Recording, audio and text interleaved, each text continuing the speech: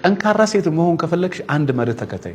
ያ መርህ ምንድነው? ከዛሬ አንስተሽ በህይወትሽ የሚያልፉትን ማግኘትንም ይሁን ማጣትንም ይሁን መወደድንም ይሁን መጠላትንም ይሁን ክፉ ስምንም ይሁን መናቅንም ይሁን እያንዳንዱን ነገር እየተጋፈጥሽ ከሄድሽ ለእያንዳንዱ ኔጌቲቭ ነገሮች ቀና መልስ የመለስሽ ከሄድሽ ከዛሬ ዓመት ከዛሬ 2 ዓመት ከዛሬ 3 ዓመት ከዛሬ 10 ዓመትም በኋላ አሸናፊ አንቺ ነሽ። በነገራችን ላይ ዛሬ ላይ ጎንበስ ያሉ ሰዎች ነገ ቀና የሚሉ ሰዎች ናቸው። ዛሬ የዘሩ ሰዎች ነገ የሚያጭዱ ሰዎች ናቸው። ከሴትም ዛሬ መከዳቱን የምትቋቋም ሴት፣ ዛሬም ሞኝ መስላ የምትኖር ሴት ነገ የከተማ ቁጥር 1 የምትባል ብልጥ ወይ ደግሞ ብልህ የምትባል ሴት ነች። ዛሬ ጎንበስ ብሎ የሚኖሩ ሰዎች ነገ ቀና ብሎ አደባባይ ላይ የሚታዩ ሰዎች ናቸው።